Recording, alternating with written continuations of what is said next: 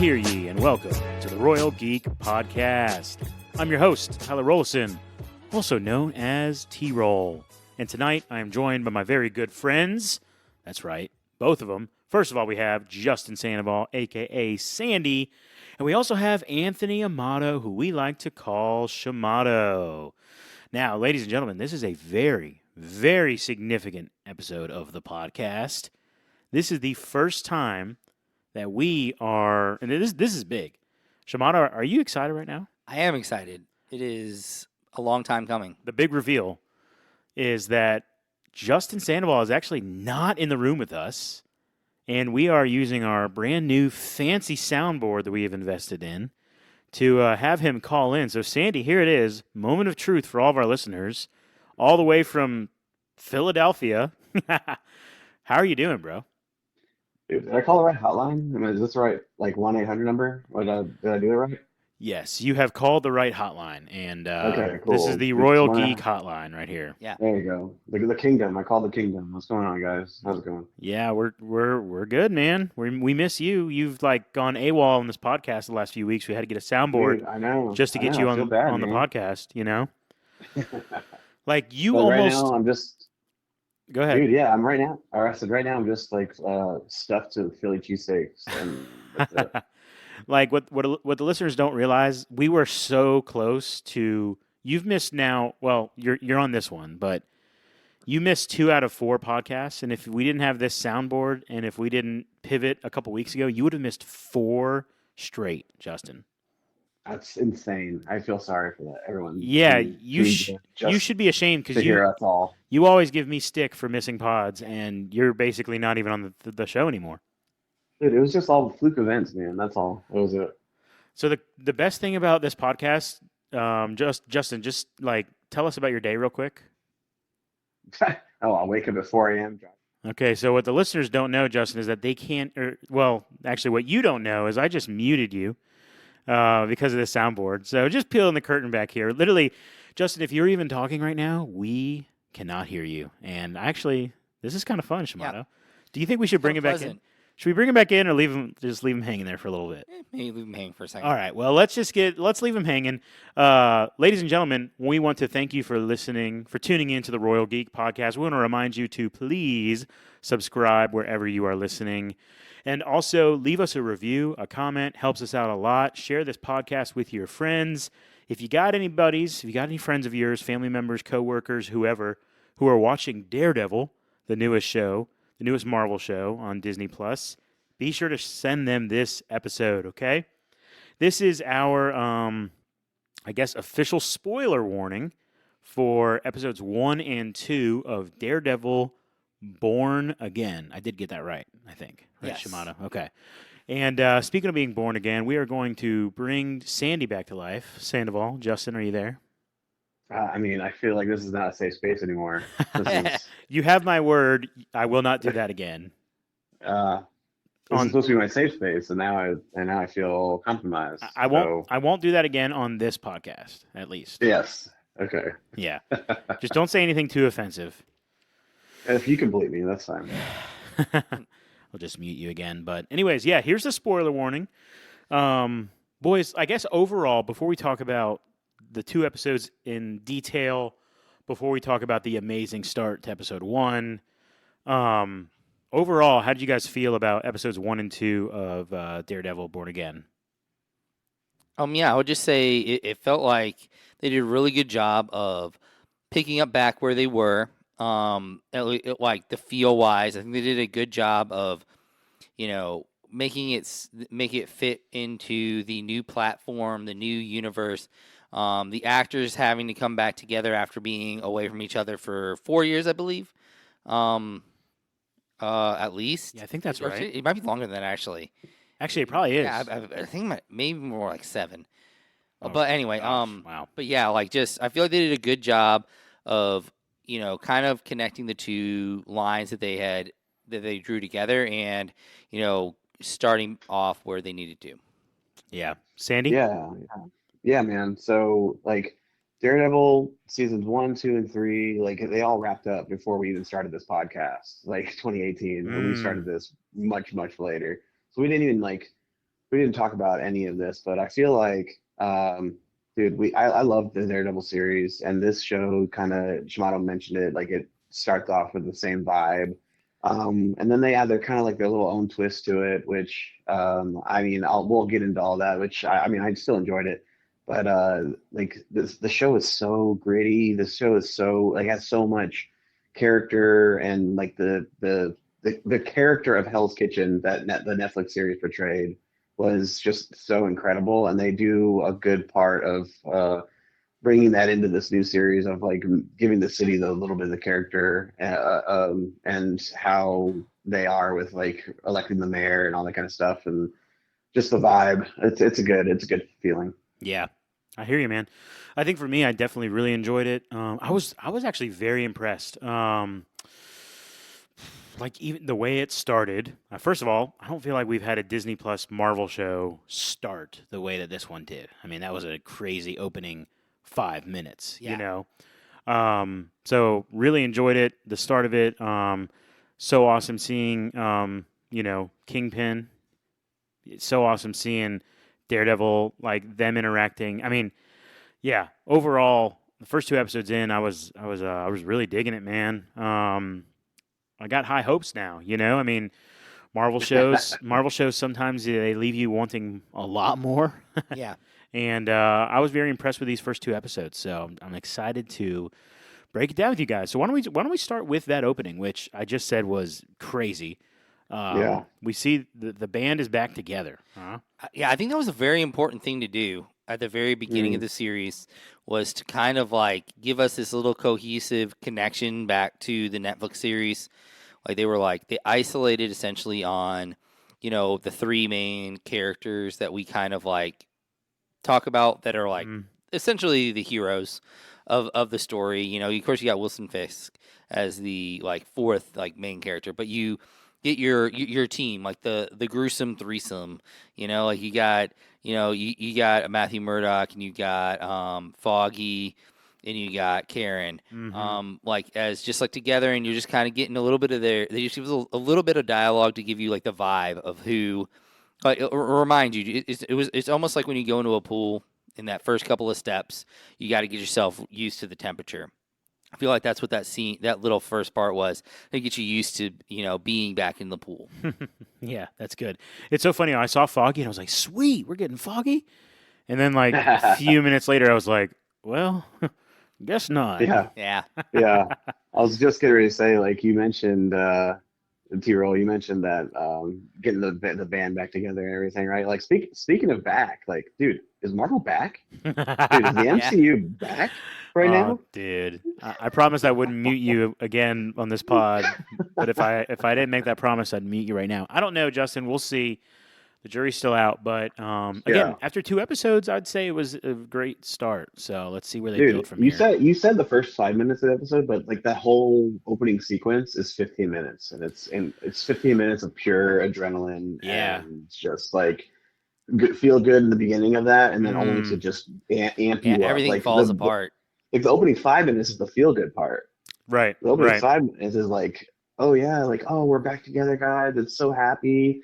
It's like we're friends and like things are good, and then it just amps the freaking temperature up, man, and we are rolling, and it is pure adrenaline. Yeah. So let's talk about that adrenaline. We get the reveal that Bullseye is here, and he, just goes on a murderous rampage at this bar. So he takes out Foggy. He takes out multiple other people. We find out later he's has 11 counts of murder. So he kills 11 people, injures probably a few more. And I guess maybe, Shimano, I want to start with you. What did you think of just it wasn't a hallway scene necessarily, but just the continuous shot that they had going up the stairwell and just the fight that they were having? Yeah, it was through the whole bar, really. Yeah, I just loved how, and I've brought this up before, like when they do anything with the Daredevil setup is just like, they're so tight when they fight. Like they're just like on top of each other anytime he fights. Like a lot of times in these superhero movies, people are like, there's a lot of distance between them, or like they're fighting in these big areas. They're able to do all these moves in between, but everything just feels like you're fighting in a like a cardboard box when Daredevil is fighting someone, and you're just on top of each other. I love the fact that he kept on knocking out lights. Like that was super cool. Like it's such a like unique feature of the Daredevil character, and like it's I mean it's so super smart that he like he knocks out the lights because it doesn't mean anything to him. Like he doesn't need to see because he can't see, So it gives him it's a way of giving him an advantage over this person. But you just kept on seeing him knocking out these lights as they're going along, and it was just like it was such a brutal and visceral like fight scene, which it always is. Yeah, that's good. That's good, Shimano. Like I know you and I, we talk a lot about the one and the like Daredevil, how well they've done in the past, and so like season 1 and 2 and 3 of Daredevil, they each have their own one shot fight scene, and it's always just so like chaotic but pure at the same time as far as like the choreography and like the cinematography of that, like just the way they capture it. Like I enjoyed the one shot they did here. However, I could feel Disney's presence here because I feel like they unnecessarily included CGI where CGI was not needed. Like that was probably like my one downside of this entire 2 episode premiere. Like in the bar Was fight? the fact the bar scene, yeah, was the bar scene. Like I loved the bar scene. Like I thought it was great because there was a lot of chaos going on and the fight scenes were so good, but there was like these unnecessary like glimmers and moments of CGI enhancements of like Daredevil's movements in the CGI smoke screen. Like that was not real smoke. That was CGI Yeah, smoke, I and do feel the like way he like he moved in it, moved it a was little too just fast you at could points. tell. Yeah, you could tell he did move a little too fast at points. Like he was literally like they were trying to make him like a devil, like in a way, like Yeah, in the fact that he and moved. I get that they needed to use CGI for like his little like his cane, his little staff, his bow staff. Like when he throws it against the wall and he catches it, but I feel like it looked so forced that CGI. Like when they do Cap's shield and he throws his shield and it bounces off, I feel like that's more organic, and I feel like that the way they do that CGI or the way they do that, it looks a little bit more realistic and grounded. But when Matt was throwing his thing off the walls, like his little staff, I was just like, this looks so bad. But that may have looked bad, but the whole scene, it was powerful. It was well acted. It was well choreographed. And I still enjoyed the scene, but there was these moments of just like, why is Disney putting their hands on something that is unnecessary? Like just moving Matt's leg a half an inch higher just when he's jumping didn't, and this on CGI did not need to happen. Like you could have just left the choreography the way it was. Like it was, I don't know, Yeah, it was a little forced. yeah. I will say to add one thing. I think one of the things that always makes it awesome in his fights is he always looks exhausted. Like there are Yeah. these That is true. moments in Yes. between where he just looks like and you never see this in any other. Well, like pretty much no other superhero are they stopping and you seeing them breathe heavy for a second or two because they're always supposed to look like so like once again superhuman. Heroic. Yeah, Yeah. or Mhm. like or heroic, but like he has moments where he's like he's literally like breathing heavy, and then he gets back into it. Like I think that's one of the most organic things about it is like it's a way of without saying it, it's showing you that he's a human being. Mm. Yep. Okay. Very, yeah, that's good. Yeah, you're right. Now, That's a good point. now, I did like that. I will say, Sandy, I didn't, I didn't pick up on any of that stuff you were complaining about, but that's because I'm a simpleton, I guess. It looked Well, the cool to good news me. that's all I had to complain about. Like the rest of this episodes, both of Yeah, them, I had nothing to complain. The rest of the yeah. episodes were fantastic, Okay, dude. that's Like good to know. that was only just the only thing I had to say about that, and I'm So, glad I got it out of the way now. so how about when he just when he just tosses Bullseye off the top of the roof? Yeah. That was Dude, I love how he's holding him, and for a moment you're like, okay, he's captured him, he's gonna bring him in, and then when he finally hears Foggy's heartbeat stop, he just like casually, yes. so casually, just lets go and leans him over, Yep. and you hear the thump and the swish, and it's Yeah. like, oh dang, that's Attempted badass. murder.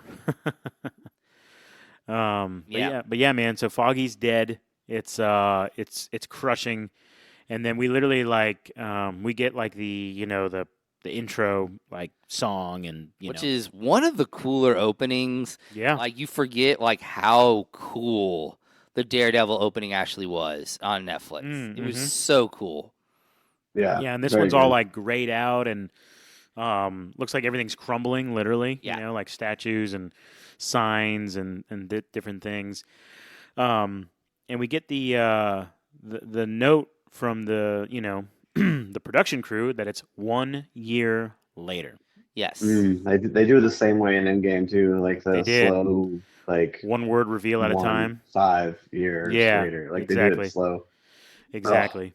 So he's like in his apartment or flat, whatever, wherever he's living. And yeah, man, it's a whole year later, and it's Dex is on trial, so we get this whole scene. Is this where they reveal that Kingpin's running for mayor? Maybe not right here. Maybe it was later. I think it's a little later. I think it's it's later, later. yeah. Yeah, it's later. Okay. But anyways, we get kind of Murdoch and Karen reuniting at the Yep. the Yeah, we courtroom find out that scene. she's moved to San Francisco. So she's in San Fran. They sentenced Dex to life without parole, and he is just strapped up. You notice how his hand, like they had the way they have his hands. Yeah. Because even if his hands are free, he's a danger. You know. Yeah. So, anyways, just really emotional. The pain in both Karen and Matt's voice in this scene in the hallway. You know. I think the most overlooked moment in this scene is when he's on the stand recounting the situation that happened with Foggy's death.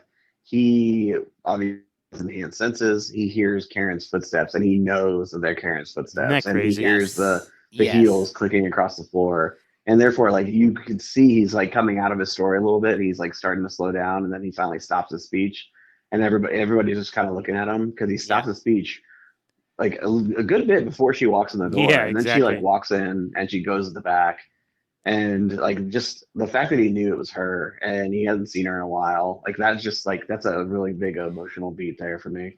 And on top of that, it showcases his superpower, but it also it's a little bit of foreshadowing as well for like what you see later in the episode, or later in the episode and a half, That's like a good point. Good because point. he uses that later on, like to effect, and it's like it's reintroducing one of his powers, but in a way that like isn't like jamming it in your face. Yeah. Like to the point to where they're using it organically in a moment that makes sense for why he would use that power then.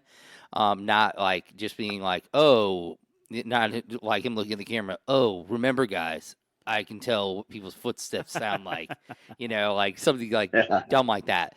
But so that was it was a really good scene. And I do think it was like it's really cool. Like you were saying about the way they had Poindexter chained up, because although maybe not the best remembered version of Bullseye, but the Colin Farrell version in the Daredevil movie is nuts. Like there's a couple of scenes that I was thinking about after watching this episode, and like just like from that version and like extrapolating it into this universe, and of course like all the comic books as well. But like a couple of moments, like there's one moment where he shoots like a peanut into this old lady's throat and like essentially chokes her to death. Gosh. And then like there's another one where he takes a paper clip and he kills some people with literal paper clips that he's straightened out, like, and it's just like he's just a deadly weapon with anything. Yeah. He is literally a danger. So what do you guys think? What do you guys think is the reason behind the attack? Because later in the episode, we'll get more to the conversation that Murdoch has with Fisk later. But Fisk does say, "I had nothing to do with it. I gave you my word." Calling back to the previous seasons, that like why did Dex do this? It never seemed to be a reason that was clear to us. Yeah, they I don't. think. Go ahead. Go ahead, Shimano, you got it. But anyway, like they don't necessarily explain it, but I mean, there is this huge loophole that is being built here. Vanessa, they make it very clear that Kingpin and Vanessa have been separate entities for a while now. Yeah. So it very much he could be telling the truth it could have been his organization that that did this. And he might not even know it. He might not know it, or B, it's very much like, hey, plausible deniability. Or like that idea of, oh, I mean, I didn't pull the trigger. But somebody I work for definitely told them to do this. Sure. Sandy, what do you think? Yeah, I think it's a twofold strategy. I think on the one hand, it's kind of a connection to the Netflix universe because he was the most recent villain in season three. As far as like big, like uh, visually bad guy, like Bullseye, like he's kind of a menace. Kind of, you Yeah, mentioned how he's a weapon with anything, right? So like it's the connection there, but also like on the second front, it's like introducing the MCU, who may not have followed the Netflix universe. Which, by the way, if you're watching the show and not have not seen any of those, you're just nuts. It's also kind of a continuity thing of being like, oh hey, wink wink, nudge nudge. yeah. This is technically still the same universe, but we're doing it under a different Yeah. parent company. Like I think that's how it's supposed to. It's like Don Cheadle taking over for Terrence Howard, They're like, just kind of essentially. Like, retconning it a little bit. Yeah.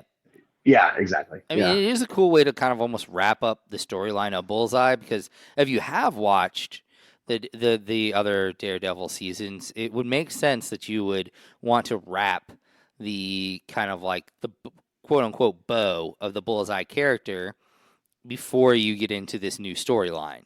You know? yeah, because he was the post credit scene at the end of season three. Like he was on an operating table, like getting enhancements or something like that. Which Yeah. would make sense. How he was able to survive being thrown off a building. Yeah, dude. Seeing him kind of like come back to life when it looks like he's dead, and the way the camera like zooms in on him, I'm like, he's gonna wake up. He's gonna wake up. He's gonna Yeah. wake up. It was obvious, but also surprising at the same time, in like the best way. Yeah. So, Yeah, let's actually talk about Fisk and Vanessa. Like, it was, please, yes. yeah, like this scene where she's having a meeting and he interrupts it. Sandy, I'd love to kind of just your thoughts on that whole scene.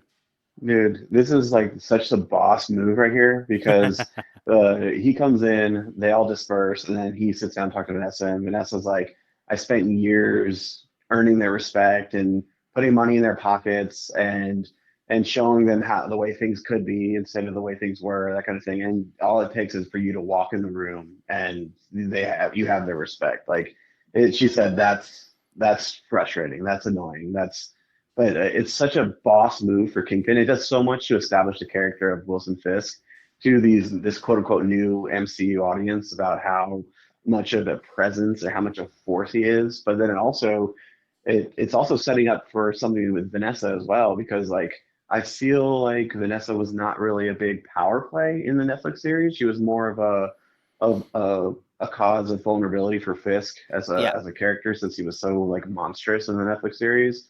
But now I feel like they're giving her kind of a platform to be quote unquote a monster type Yeah. entity. And yeah, dude, this is such a boss scene. Yeah. Like almost. So at the beginning of the Netflix series, she's legitimately a complete innocent. Yeah, Like, ignorant. She's very ignorant. ignorant. She's an art dealer at Yeah. the time, Not and naive. yeah, like completely naive. I think the first painting he literally sells her is almost to the point of like almost kind of reflects to that, because or I'm sorry, she sells to him Right. is literally just like a white is a white painting, which is like almost like a direct depiction of like her innocence to this world. And then like now she's come so far, and it's really cool seeing how much. I think it was really cool seeing the scene before he shows up and seeing the respect that she has. And of course, I think it does it on both sides, because it shows how much respect that she has to begin with, and then once again you get smacked in the face with how much respect he has. So Yeah. it does it on both. It's one scene that serves both purposes. In this moment where he just shows up and like he's immediately in charge. Like he With just one has, word. yeah, he has that presence. It will be interesting to see, like, does he feel like he there's something that he's missing because of her? Like, does he miss her innocence? Like, does he feel like does he feel bad because he's corrupted her? Is it going to become a situation where she's resentful of him because he corrupted her to such a point that, like, now if he's not as corrupted, like, you feel betrayed because, like, he pushed her to this point and now he's kind of stepping back. So it's going to be interesting how that plays out with their relationship. And it definitely seems like part of that could be why they're having relationship struggles. Yeah, for real. Which is a cool moment at the end of episode 2, Yeah. or towards the end of episode 2. But we'll get there. But yeah, I thought it was interesting. I love the dynamic of her being large and in charge. Yeah. I don't know the exact breakdown of years because you had the blip, and I'm assuming she was around for that. But everything that happened with Echo, the Echo series, Fisk getting shot, he has to heal at some point. He talks about like how he went through a lot and had to recover, and so Yeah. I don't know exactly how long he's been gone, but he's been gone, and she literally says that like I had to take over, and so again I don't know the exact timeline for everything, but yeah, I'm really impressed where her character is at. I think it's pretty exciting. So, where should we go next, boys? I mean, there was, I mean, actually, I got an idea. Let's do when Murdoch is, well, actually, sorry, I'm bouncing around, but this is where we know that he was going to make a play on Mare at the end of the Echo series. I believe is when is no when do we get think that it's- at the end of Hawkeye? Yeah, because he No, like he was shot at that moment. Wait, when was that? there was some. It was What the was end of Echo. It was the last episode of Echo was it? because Just he had clarity from whatever the heck she magic powers. He Oh went yeah to yeah his, yeah yeah yeah. Oh Okay. yeah, he those touched his powers they face. never That explained. kind of- yes. Those powers they never explained. That's right. Okay. Yeah. So, yeah, so we knew he was going to be making a play for mayor, but he outright says it to Vanessa. Yes. And in this episode, He got the 25,000 signatures right. to qualify. Yes. Which is interesting because in that moment, it almost feels like he's trying to remove himself from the business, Mm-hmm. and trying to almost legitimize himself. And he literally just says, like, he literally just plays it out as that he's going to need to take a step back from the business and be legitimate as possible. Everything that he did has to be above board, essentially.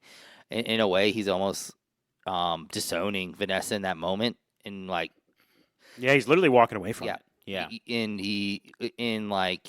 is it that he's seeing it for himself? Is he seeing it more as like he's giving her the keys to the kingdom, or is it seen as more like, or does she see it more as like he's once again abandoning her?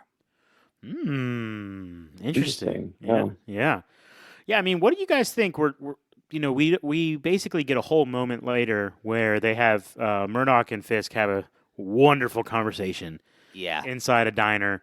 But like just the idea of Fisk running for mayor, obviously Murdoch's skeptical, but like what are y'all's thoughts? Like I feel like they're doing a good job of portraying him as genuinely wanting to help the city. yeah, Yeah. But Oh you yeah. still I think you're right about that. The genuine Right. vibe is 100% because the way they do that, they portray it is the BB report. This new character, this new like Mhm. thing that they have going on here, the BB report. Like she's getting street beat on the temperature, the atmosphere, what's going on. Yes, there's some people who are against it, but there's a lot of people that she's been talking to that are for it. And Yeah.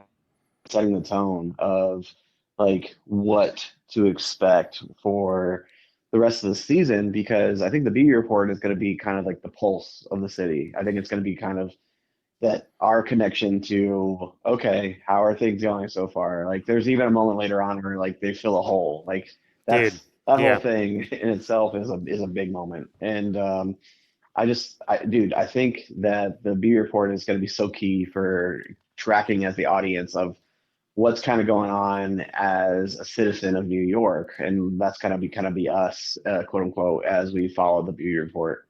yeah. It is going to be really interesting because there is this like idea of like I think there at the moment they have yet to lay out anything that seems sinister on the side of Fisk.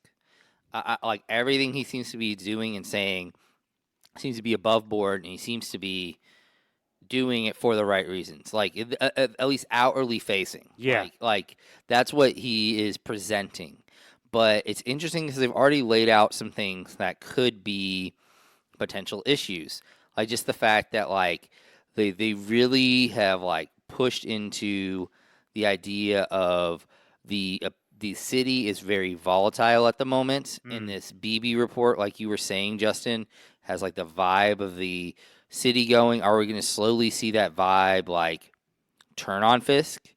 Like because and honestly, I could see it coming from something that is like not technically his fault, like because they've really shown like the issues with bureaucracy in this city right now, and he's having to deal with it, and he's having to push against it in something in a way that he's not usually have to used to having to deal with. He's usually like, I say something and then it happens. Yeah, you talking about the PR tour that he's on? Yeah, like the PR tour, and like I feel like what if like part of the reason that ends up happening is, does the city start to turn on him because he isn't be able to get things done because the bureaucracy is in his way, like the police chief who is, or the police commissioner who's just turning a screwdriver on him essentially. And but the thing is, like, what's really interesting about that is like, honestly, you kind of are like, yeah, if you're really thinking about it from when you're seeing this scene, you're like, oh, that's a dirty police commissioner. But then if you really think about it, that police commissioner's just looking at this villain Right. who's done terrible things to the city. Yes. But like in that moment, you think the police commissioner is the villain. Yes. Yes. It's good writing is what it comes down to here. I think we're going to get a. I don't know how many episodes this season is exactly, but I think we're going to get a season of almost like he says it, prosperity for New York City. I think we're going to get a season of things feeling actually pretty good in New York, where the people are won over to him, but ultimately something's going to come crashing down. Yeah, and probably maybe it has something to do with his stance on vigilantes, right? He makes a big public stink about that. yes, he does. It's one of his major points in running. He literally tells Murdoch, like, this ain't going to fly anymore. Again, I love this scene that they are just talking, Which is honestly, like, if he was not Wilson Fisk, you'd be like, he's just a politician trying to do the right thing. Right. Because, like, stopping a vigilante is a pretty, like, basic thing for a politician to not want in his city. Sure. Yeah. Well, technically, the way that they're portraying him so far, Wilson Fisk, like they are separating him from Kingpin because of the way he dresses. He's not wearing a signature white suit anymore. It's true. Yeah. He's more in his politician grays and blacks and stuff. And so I think this is doing such a good job of kind of re-imaging the character into a different spotlight. And I don't know. I feel like the diner scene kind of helped with that cause because he's sitting there looking at, talking to him, and he's kind of like, hey, I'm going to stay on the straight and narrow. If you keep to your side of the street, and I'll keep to my side of the street if you don't do your thing, Daredevil. And then, but yeah, he has a moment of tapping into his criminal side towards the end of episode 2, but I mean, honestly, I think it was just he had to fight dirty because the commissioner wasn't giving him a chance, that kind of thing. That's a good point. Although, honestly, like, how real dirty was that? Honestly. True, like, true. Because like the commissioner was treating him like a villain, so he was like, well, if he's gonna treat me like one, I'm gonna show him. Yeah. I used to be one, and I'm gonna get one up on you by showing you how to play the game the correct way. But like, but you think about it, like old Wilson Fisk, he would have had that family like that. He would have had that kid like tied up In somewhere. possession, True. yeah. You know, True. like That's a good like point. something like that would have happened. Like he just literally was like, "Hey, police commissioner, I know what you've done." That's all it was. It was a very simple move. Like it was like honestly super above board. Like really, like to use leverage in a way to get what you want done. but it really was not a terrible it's just we have this warped vision because of everything that is tied to Wilson because Fisk. of who he is in the past. Yes, Yeah. because of who he is in the past. So here's where I'm getting to. Like, is there space? I'm not saying he's going to be totally redeemed, but is there space where this might become more of an anti-hero? Hmm, I mean, interesting. okay, so what I'm thinking will happen is he'll be taken to the edge to where the moment where you want to believe that, but then they'll pull the rug out. Right. Is what I I would see I happening. Here's what I think. Here's what I think's gonna happen with the character. Like, if there's one thing that MCU has done well, it was the character arc of Loki, where he was like the villain, but he's has too much charisma, too much power, like as far as with the fan base, that they had to do something to kind of redeem him. Well, I feel like they're going to portray Wilson Fisk as, aka Kingpin, in a light to where you fall so in love with the character because of he's likable because of his motives and actions. He's just trying to do good by the city, that kind of thing. Like we can all relate to that. We all want somebody to do good by us, right? That kind of thing. And he does good things. Like again, once again, I brought up the filling the hole. Like he's all about fixing it. He's taking action. He's like we want that, right? As a society, we want somebody to has power to stand up for the little guy, that kind of thing, right? And I think that we're going to get all the way to the edge, like Shamato said, to where, you know what, I want to believe in Fisk. Fisk is our guy, that kind of thing. And he's got to make a moral decision, a quandary, if you would. And he has to fall back to his old ways of the criminal world, which like what he did in episode two was not that bad. Honestly, it was just leverage, like Shimano said. But I think there's gonna be a moment where it's gonna be a lot harder of a push than just leverage, and I think that's what's gonna keep him on that Yeah. side of bad. But I think they're gonna do a really good job of playing up his humanity and making us all fall in love with him, like we did with Yeah. Loki. Like, could we end up seeing a scene where Kingpin and Daredevil fight on the same side? That's what I'm getting at. Like, That's Ooh, yeah. that's kind of what I'm. I mean, I don't know what direction they're going specifically, but it makes sense that he be the villain, right? Because he's Wilson Fisk. See, I don't want to say that he's Kingpin. Like they dropped Kingpin once, and it was the police commissioner. But like you said, Justin, like he's not wearing the white suit. They are literally trying to make a differentiation between Kingpin and Fisk and Mayor Fisk, I should say. Yeah. So I'm just saying, man. I mean, look, there might be something to him becoming more of an anti-hero here. I don't know. It's still very early. One of the things that I also like with Fisk and his position in politics, like he has another thing that helps amp up the little guy, quote unquote, right? Is this like side character of what Daniel Blake, the Oh, this guy's great. Tony Soprano's son, right? Yeah, like the intern, Yeah. the Yeah, freshly Michael graduated Gandolfini college is student. his name. Gandolfini, yeah. He's a little, but anyway, like he's just in full support. And you're like, where does this guy come from? He got like 6,000, 8,000 signatures on it by himself. It's probably And a TikToker or but, like, something, you know. yeah, exactly. But the support that they show, Kingpin shows for him, Fisk shows for him, about how much he's in his corner. Like he's just taken some guy who just wanted to be a part of a campaign, and now he's kind of like an advisor of feels like. And I feel like his role's only going to get bigger from here on out. Yeah.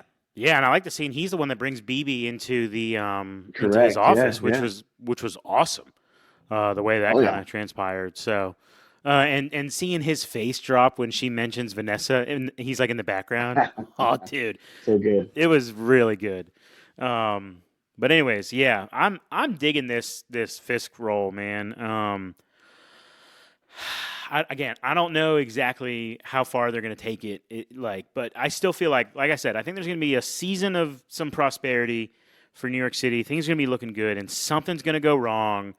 And are they going to keep him kind of on the good side / anti-hero, or is he going to put on that white suit? You know what I'm saying? Like, what's Yeah. going to happen? Okay, before we wrap up, we should probably talk about the White Tiger. Everything involving this Yes. whole fiasco Yes. before we finish. I don't want to breeze through it, but we've already been going 40 minutes just about. So, what's the guy's name? Hector. The actor. Hector. Well, not the Oh, actor, the character. Yeah, Hector. So Hector. Hector is stepping up for this guy, who's down in the subway getting picked on by a couple cops. Who we don't know are cops. Who we- Very important. Very important. Don't know. You could tell all the cops. Okay, sorry, not all of the cops, but pretty much all the cops that are at some point featured in this episode, they're shady. Yes. Even the police commissioner, there's a little bit of just sassiness to him. But these cops, man, they're wicked dudes, and you see this later on. Roughing some guy up. Which, they don't ever present themselves as being police officers. They don't, they do nothing that would be professionally seen as being a police officer. Not at all. And then, of course, he gets into this altercation with them. And you can tell he's beating them up, but he's not being super. You can tell, He's containing. Yes, he's containing. And then, of course, one of the police officers trips and, essentially just gets annihilated by a train. Yeah, exactly.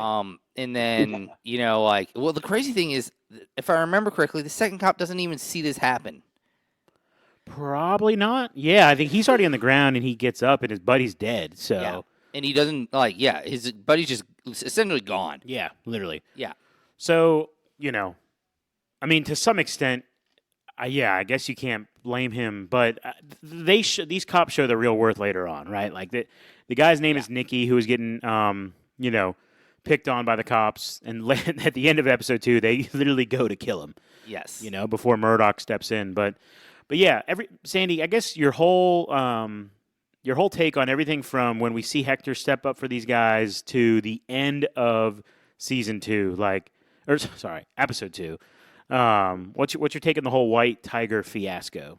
Yeah, well, first off, the character of White Tiger, dude, he is Marvel's first Hispanic representation in the comics. So I gotta throw that out as a fellow Hispanic member. Okay, yeah. I will say, so yeah, throw that out there. That's cool. The actor who plays him, Camar de los Reyes, he actually passed away from cancer in 2023. So what we see here in the season is going to be technically his last performance. So which he does such a good job when he's in that when Matt Murdock first comes in and takes over as his lawyer. Right. That scene right there is so powerful and so good because I agree. he's I was just saving somebody. I was just saving, and then Matt's reading his pulse and see if he's lying. And then when he says, "Is there anything else you can tell me?" That's when he's lying because he's keeping the White Tiger moniker to himself. But our generation, we are more familiar with the White Tiger. Well, probably not UT Roll, but maybe Shimano might. But the Ultimate Spider-Man TV show, the White Tiger, the female version of her, which is ends up being in the comics Hector's sister, Ava. She ends up being the White Tiger moniker. And so we got a ton of episodes of her in the cartoon form, but. White Tiger is pretty pivotal. He's another one of those street vigilantes, but he does have enhanced powers with the Tiger Amulet. So it was actually kind of interesting to see him on the news report first, within the first 15 minutes in the bar in Josie's bar. Yeah. He's kind of on that news, and they're watching the White Tiger fight in the bodega, and then flash forward a year later, he's doing it every night now because Daredevil's gone and. His wife is on the verge of divorcing him because he's a different person. Yeah. And I just think that the whole storyline there with Matt he's basically facing himself in the White Tiger because he gave up his Daredevil moniker only to lead to Hector taking a more advanced role. And now Hector is on the verge of being locked up / killed. And Matt Murdock could have easily been in that same position if he would have kept going as Daredevil. But there comes a time where he's at the end of the episode, you kind of see him weighing the options of do I need to go back because of what's transpiring here. Yeah, I think a lot of this is about Matt seeing the fallout of what it means for him stepping away as Daredevil. I think it's kind of like one of the underlying things. There are multiple times in this episode where they say where someone brings up something about now that Daredevil is gone. Hmm. Like they bring it Yes, up yes. multiple times, so it's pretty obvious that they're trying to like get at the fact of like, um, in a lot of ways, Matt is having to face that world and a world that looks like they still need him. And he's kind of, in a way, turned his back on them in some ways. And yeah, it might have been for the best reasons for himself, the best reasons for everything else. But in this moment, the city is hurting. Yeah, the city needs him, right? Yes, and it's hurt, and it definitely needs him. Yeah. Yeah. Well, how about the ending? Okay, so Yeah, the ending, just like, yeah, just crazy. Yeah, you see him. I think this is the first time you see him as Daredevil in Matt Murdock form. Like, isn't that like his demeanor changes, like his entire personality changes. Yep. In that room, I do think what I think something that would have been really cool to see, like a slight change to the ending would have been if he had like after this has happened, he had set up like his phone to like take video and then just let himself just get the absolute crud beat out of him. Mm. And just like you see Well, these he cops. definitely did get beat up for sure. I mean, yes, he got beat up, but I'm just saying if he had been able to put his phone like up on top of something and get video evidence of these cops coming in and beating up a blind man would have been, Yes. especially a blind man who was defending his client Yeah. Yeah. From against those cops. from the cops that were looking for this person. Dude, optics, man. Optics. Yes, exactly. I think that would have been a phenomenal scene, and they could have even used it as like a push for Matt. And like this was like his last like maybe effort at trying to do it the right way,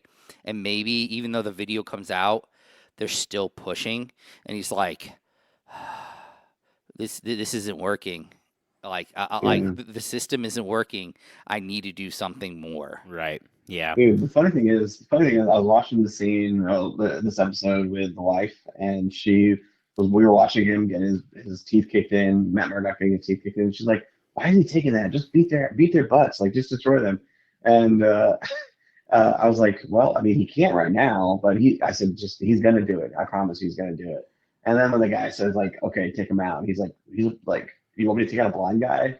And I Well, was no, like, he's "Oh like, yeah, but here it he's comes." no, he's a And lawyer. then like he Yeah, pulls the gun out, and he then Matt yeah. just goes ham on Yeah, everybody like else. the See, line told you. the I line that told you Matt he's gonna do it. says, like, "Oh, I love the line that he's like, you don't want to do this," and like Yes. the dual nature of that, like in the moment normally that would be somebody pleading for their life, but in that moment he's pleading for their lives. For their You lives know? and for his case.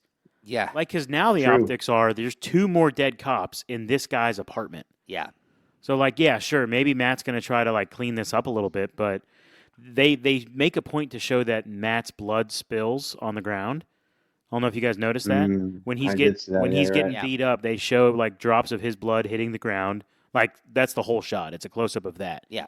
And I think that's to tell us, like, this whole situation is now completely out of hand. Like, I don't know how Matt pulls this off now because there are literally two more dead cops connected to this witness, you know? Yeah, it's gonna be really like interesting how it plays out, which is one reason why I was like, I really kind of wish he just put up the camera and just let himself get wailed on. Yeah, but he still would have, I mean, he would have had to kill him like he did, you know? I mean, I'm pretty sure these guys are dead. Don't you guys think so? Dude, the one dude looked like he smashed his neck on the floor. Exactly. So, Pretty like, much. I feel like that guy's dead. And But I don't know if if they're we'll not see. dead, then like Yet now they have another case. Like, once again, they could just be like, "Oh, well, I mean, I guess it's a little harder since he's a blind dude." But be like, but just be like, "Yeah, he just attacked us. We just happened to show up at the house because we noticed that something, might have been up, and he just started wailing on us. Yeah, like." I think these guys are dead. I really do. Yeah, it's definitely leaning Yeah, in me that too. direction. I do think it's one important thing to throw out is that there were multiple police officers who had Punisher tattoos. Yeah, I saw Good that. job. So that's going to be interesting to see how that plays out. That's a good point. We saw, as the audience, we saw the Punisher tattoo on the guy in the apartment, but did Matt see it? Like, obviously he can't see because he's blind, but I'm just like, would there have been a way for him to either feel it or Nah, pick up bruh. on it through I don't. vibration? Like, no, he doesn't, I don't right? think he So gets like, that one. No. he knows who the Punisher is because he's worked with him, fought against him, that kind of thing, I mean, he right? So also would like, have no idea what the Punisher symbol would be, he even if he could tell. correct. Yeah, it's just interesting to see. It'll be interesting to see how Matt uncovers the whole deal with these officers with the Punisher. We know at the audience what the Punisher tattoo means. It means like they're taking justice in their own hands. They're kind of like taking control of whatever in the city. Like they're not following the law. They're following their own personal justice. That kind Yeah. of thing. I mean, like, what if it's something along the lines of like they're a misguided organization Correct. of Yeah. like underground cops who are trying to fight back, but like not necessarily they're not doing it for the right reasons. Like they're taking the moniker of like the Punisher and like pushing that narrative in their own needs. Yeah, which I do think the emphasis there in their own, like I think in their own eyes, they may be doing good for themselves, but it's not necessarily for the good of what the cause is. In which Yeah. the Punisher kind of is like he took that on as a personal vendetta, and people kind of like latch onto that, like Yeah, oh, he's doing what he wants, that kind of thing. It's sort of like the idea, like we've seen in other ideas, like in the Joker movie and things like that. These people who take on like the idea of someone else and kind of twist it into their own mindset. Yeah. Oh yeah. And then of course, like the last thing, like dealing with the whole relationship with Matthew Murdock and his therapist, or well, not his therapist, but Fisk's a therapist. therapist. Fisk's But therapist. it ends up being Fisk's therapist. So his partner ends up setting him up essentially for what he thinks is a date. And oh no, wait. She needs a lawyer, and they throw up something saying like he needs a therapist. Is essentially they cross those paths. And I think they do an interesting idea, some interesting stuff there. Fun fact: the partner that he has at the firm is also in the other show that we are Severance. currently, like currently following. She's in Severance. Yeah, that's right. She is. Yeah, so that's super cool. But then then we get this this interaction between some people from Fisk's camp, and at first you're kind of like, you know, something is up. Something's up. What did you first think, though, Shamato? I was thinking they knew that Murdoch was in a relationship with her to some capacity. Yeah, that's what I and thought. that he was trying to, at the very least, get information on her. Yeah. And at the most, maybe some sort of like leverage on Murdoch. Me too. And this comes back again to what are they really, the way they are painting Fisk is, I'm not saying they're totally redeeming him, but it just feels like you were led to believe, and I was too, when I saw his, I don't know, one of his not on the cabinet, but whatever, one of his main guys show up at her book signing. It's like, oh, they're keeping tabs on her. They're keeping tabs on Murdoch's lady. But it's like, then it finds out, like, no, he just marriage counseling. Yeah. Essentially. Yeah. Well, and it's interesting because it's like, because, I mean, honestly, from the way they're talking, it seems like Fisk is in on this. Like, he wants this. He wants her to be next to him. Now, who knows, like, you know, where that's lying? Like, is this person that is from his campaign? Is he actually from his campaign? Is Vanessa working something out here as well? Are we going to see some tension there as well? You know, so it'll be interesting to see how that plays out with that. Mm-hmm. Yeah. Also, I will say, though, it's like, you know, it's a show and things are supposed to happen and connect, but it just seems so convenient. It's like, there's like 10 million people in New York City, and it's like, of course Fisk would find the therapist that's like, you know, dating Murdoch. You know what I'm saying? Yeah. Real convenient. All right, I think we got to wrap it up, boys. This has been a great discussion. Definitely went longer than I thought we were gonna, but that's okay. Yeah. So, Sandy, thanks for joining in, man. Excited to have you back in the office next week, Yes, let's do it, boys. Yeah. And to everybody who's listened to this pod, thank you so much for tuning in. Yeah, be sure to come back next week. We will be reviewing episode number 3 and also be checking out our coverage of the world's greatest TV show, Severance, which has been awesome. Yeah, subscribe to the podcast wherever you listen. Share the podcast with your friends. And with all that in mind, for my good friends Sandy and Shamato, this is T-Roll saying thank you so much for listening to the Royal Geek Podcast. We will see you next time, you peasants.